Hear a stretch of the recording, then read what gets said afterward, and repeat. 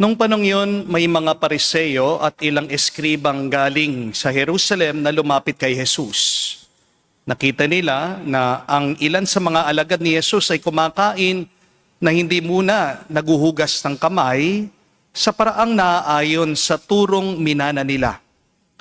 Ang mga Hudyo, lalo na mga Pariseo, ay hindi kumakain hanggat hindi nakakapaghugas ng kamay ayon sa mga turong minana nila sa kanilang mga ninuno. Hindi rin sila kumakain ng anumang galing sa palengke na hindi muna nila ito hinugasan. At marami pang ibang minanang turo ang kanilang sinusunod, tulad ng tanging paraan ng paghuhugas ng mga inuman, ng mga saro, ng mga sisidlang tanso at mga higaan. Kaya tinanong si Jesus sa mga Pariseo at mga eskriba, bakit hindi sumusunod ang mga alagad mo sa mga turo ng ating mga ninuno? Kumakain sila ng hindi man lamang nanguhugas ng kamay ayon sa paraang inutos. Sinagot sila ni Jesus, tama ang hula ni Isaias tungkol sa inyo.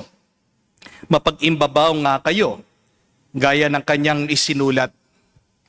Paggalang na handog sa akin ng bayan ko'y paimbabaw lamang, sapagkat sa bibig at hindi sa puso ito bumubukal. Pagpupurit, pagsambang ginagawa nila, walang kabuluhan. Ang utos ng tao ay tinuturing utos ng may kapal. Niwawalang kabuluhan nga ninyo ang utos ng Diyos, at ang sinusunod ninyo ay ang turo ng tao. Sinabi pa ni Jesus, kayo husay ng paraan ninyo sa pagpapawalang bisa sa utos ng Diyos, masunod lamang ninyo ang mga turong minana ninyo. Tulad nito, inutos ni Moises, igalang mo ang iyong ama at ina, at ang magsalita ng masama sa kanyang ama o ina ay dapat mamatay. Ngunit itinuro ninyo, kapag sinabi ng isang tao sa kanyang ama o ina, ang anumang maitutulong ko sa inyo ay korban, alalaong bagay, inihahain ko ito sa Diyos. Hindi na niyo siya pinahihintulutang tumulong sa kanyang ama o ina. Sa ganitong paraan, naniniwalang sa ganitong paraay, niwawalang kabuluhan ninyo ang salita ng Diyos na sa pamagitan ng mga turong minana ninyo. At marami pang bagay na tulad nito ang ginagawa ninyo. Mga kapatid, ang mabuting balita ng ating Panginoon. Pinupuri ka namin, Panginoong Hesukristo. Magandang araw po muli sa inyong lahat.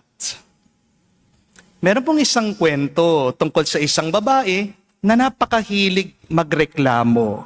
Minsan, pati huni ng ibon, nirereklamo po niyang napakaingay. Yung mga batang naglalaro sa daan, naiinis siya. Napakagulo daw nila. Ayaw daw po niyang pumupunta sa mall o sumasakay, sa jeep, sa bus, sa MRT. Kasi napakarami daw tao, napapagod daw siya. May amoy daw yung ibang tao. Hindi daw siya makahinga ng mabuti. Ito pong kapatid ng babae, napagod po siya sa kanyang ate dahil napakaarte niya. Kaya nagsumbong po itong tao sa pari. Sumagot naman po ang pari, sabi niya, alam mo, kapag ang puso ng isang tao puno ng galit, kahit ang musika ng ibon nagiging ingay. Kapag ang isip ng isang tao napakagulo at pagod na pagod, kahit na ang inosente ay nakakainis. Kapag palagi kang nakatingin sa mali, wala kang panahon para magmahal sa iba. Pero kapag payapa ang isip mo, kahit na ang gulo, nagiging maayos. Kapag tahimik ang puso mo, kahit na ang ingay ay nagiging musika. At kapag hinahanap mo ang Diyos sa lahat, wala kang oras para manlait at para maghusga. Ang ganda po ng paalaala, no? Kaya mga kapatid, mag-ingat po kayo. Kung nagiging ugali nyo na yung paghahanap ng butas, ng mali sa inyong mga kapwa. Kasi ibig sabihin, may sakit ang iyong kaluluwa. Fault finding is an inner restlessness. Aminin po natin, isa sa mga pinakamadaling gawin sa mundo ay yung maghanap ng butas at mali sa ating mga kapwa. Hindi po ba? Parang naging national hobby na natin ito. Yung mang-okray, yung manlait sa iba. Minsan, kapag nakagawa ng mabuti ang isang tao, agad nating sasabihin, may kapalit yan. Nagpapabida lang yan. Hindi naman sincere yan eh. Pero kapag nagkamali ang isang tao, kahit minsan lang, hindi na natin makalimutan. Inuulit-ulit natin yung kanyang pagkakamali. Kinakalat natin yung kanyang kasalanan. Hindi po ba? Pinapalaki natin yung maliit na kasalanang ginawa ng iba. At binabaliwala natin madalas ang ginagawa ng iba. Ito po ang problema ng mga Pariseo sa Ebanghelyo. Busy sila sa paghahanap ng mali kay Jesus. Ang nakita nila ay yung hindi paghuhugas ng kamay ng mga alagad ni Jesus. Ang nakita nila, pinapansin nila, ay yung hindi nila pagsunod sa tradisyon ng mga Hudyo. Naghuhugas naman ng kamay ang mga alagad ng ating Panginoon. Pero hindi kamuka ng paghuhugas na kanilang minana. Pero ang hindi nakita o napansin nitong mga Hudyo na mga Pariseo ay yung tunay na mas mahalaga. Ito yung puso at malasakit ng Diyos. Kaya sinabi ni Jesus sa kanila, "These people honors me with their lips, but their hearts are far from me." Ibig sabihin, malinis nga ang kamay nila, pero marumi naman ang kanilang puso. Maayos ang ritual, pero kulang sila sa pagmamahal. Mga kapatid, tandaan niyo po ito. Mas mahalaga ang malinis ang puso kaysa sa malinis ang mga kamay. Amen? Kapag marumi ang kamay mo, maaring magkasakit ang iyong katawan. Amen? Pero kapag marumi ang iyong puso, ang iyong loob, makakasakit ka naman ng iyong kapwa. Amen? Madali lang pong gamutin kapag nagkasakit ka. Marami na pong magandang gamot ngayon. Marami na pong marunong na doktor. At meron din po tayong isang napakamakapangyarihang Diyos na magpapagaling sa iyo, na magpapabuti sa iyo. Pero kapag nakasakit ka sa iyong kapwa, matagal na panahon bago sila bumuti. Kapag nakasakit ka ng puso, damdamin, loob ng iba, matagal na panahon at oras ang kailangan para maghilom sila. Amen? Marami po sa atin kapag nilalait o hinahanapan ng mali, sumasakit ang loob. Normal lang yan, di po ba? Pero para hindi manatili at magtagal ang galit sa iyong puso, tandaan niyo po ito, 3 dahilan bakit hinahanapan ka ng mali ng ibang tao. The first reason is, tandaan mo, insecure lang sila sa iyo. Amen? Napansin niyo po ba? Walang nambabato kapag sila ay nasa itaas. Amen? Nobody throws rocks downward. Sino po ang nambabato? Yung mga nasa ibaba. Amen? May nagbababa sa iyo dahil sila'y nakababa sa iyo. Amen? Kaya sinisiraan ka ng iba. Kasi gusto nila nakapantay ka lang nila. Inaakala ng iba, kapag binaba ka nila, gagaan ang pakiramdam nila. Kasi merong mga tao, ayaw nilang nalalamangan. Amen? Pero tandaan niyo po mga kapatid, ang taong buo ang puso, hindi naninira, nagbubuo, tumutulong, nagpapabuti sa iba. Pero pangalawang dahilan, bakit merong taong naghahanap ng butas?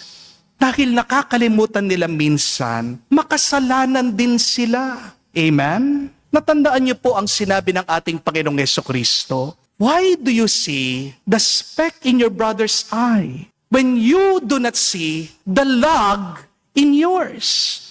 Ang liit-liit lang ng dumi ng iba, pero yung troso sa mata mo, hindi mo makita. Di po ba, mga kapatid? Hindi tayo judge. Kapwa tayong pasyente sa hospital ng Diyos. Kaya nga po, ang habilin ni Pope Leo, napakaganda. Let us make the world a hospital of hope. Hindi po lahat ng hospital nagbibigay ng pag-asa. Di po ba? Meron po kasi mga hospital, pumapatay ng pasyente.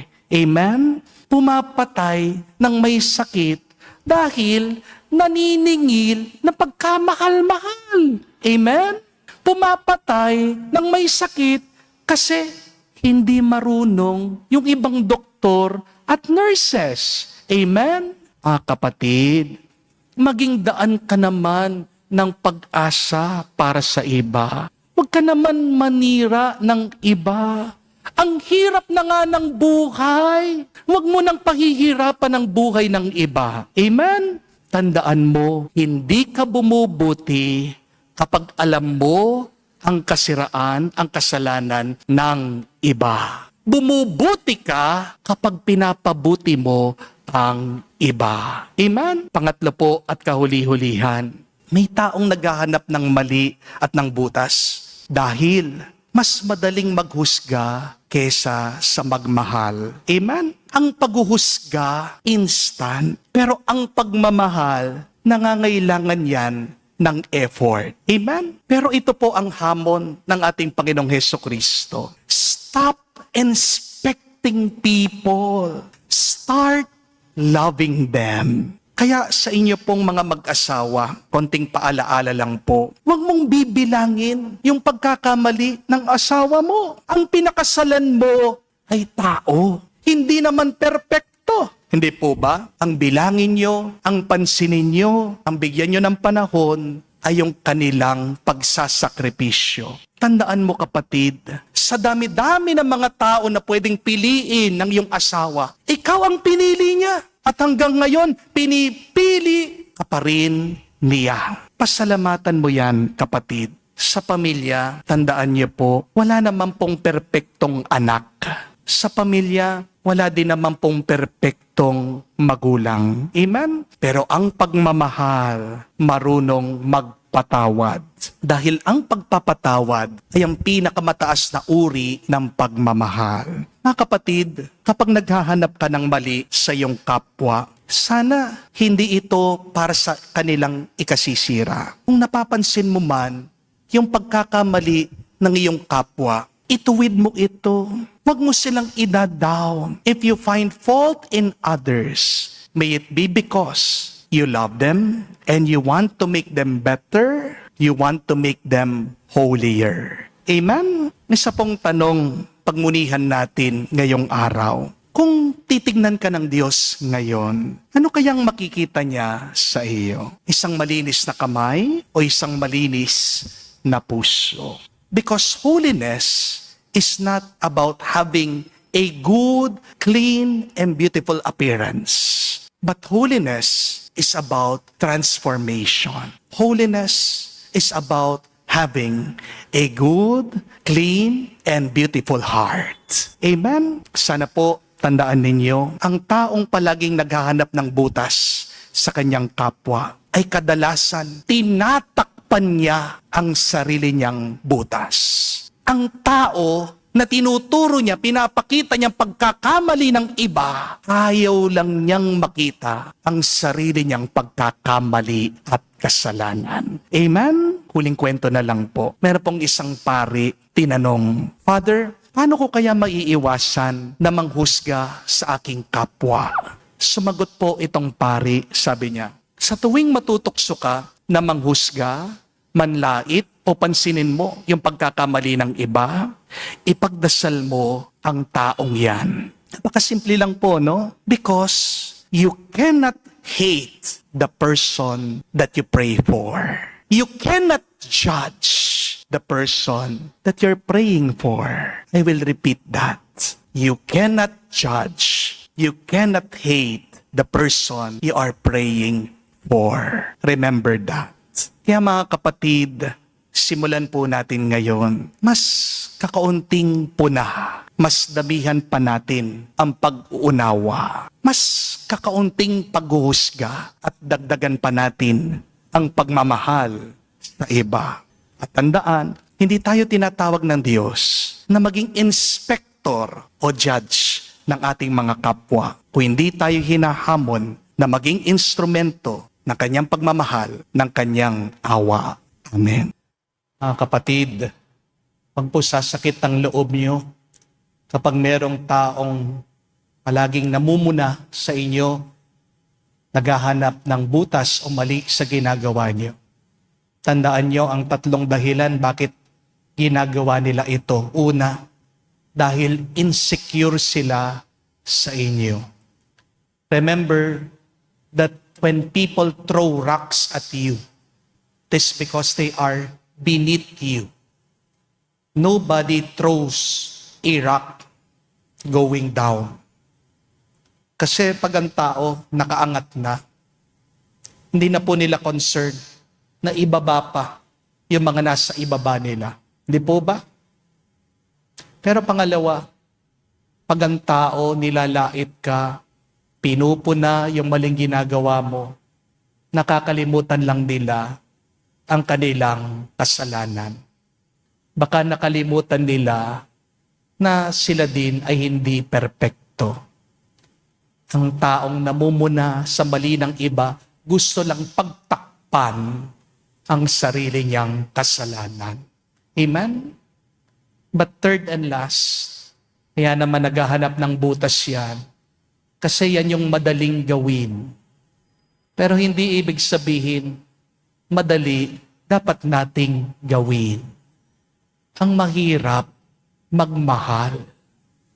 Madali lang pong manira, hindi po ba?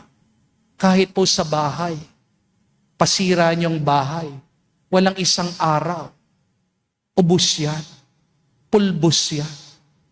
Pero kapag magpapagawa ka ng bahay, di ba, kahit na isang buwan, kulang pa.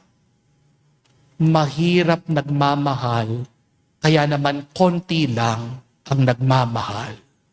Pero hindi ibig sabihin mahirap gawin, hindi na dapat nating gawin. Gawin mo dahil yan ang kagustuhan ng Diyos. At pag ginagawa mo ang kagustuhan ng Diyos, pagpapalain ka niya ng sobra-sobra. Amen? Do not hate the person who find fault in you. Rather, pray for that person. Pagdasal mo ang taong yan, pagpalain ng Diyos, punuin ng grasya, iangat ng Diyos. Pray for the success of that person. Kaya naman naghahanap ng butas yan, hindi yan masaya. Amen? Kaya naghahanap ng mali yan, kasi miserable siya. Kapag masaya na siya, kapag payapa na siya, wala na siyang panahon para manira ng iba. Huwag kang maghihiganti. Dahil pag naghiganti ka, mas maraming masama pang babalik sa iyo. Hayaan mo yung mga taong naninira sa iyo. Pero ikaw piliin mong maging mabuti, piliin mo ang banal. Pray for that person because you cannot hate a person that you pray for. Makikita mo, mas marami pang grasya ang darating sa iyo pag pinipili mong maging mabuti sa mga gumagawa ng masama sa iyo.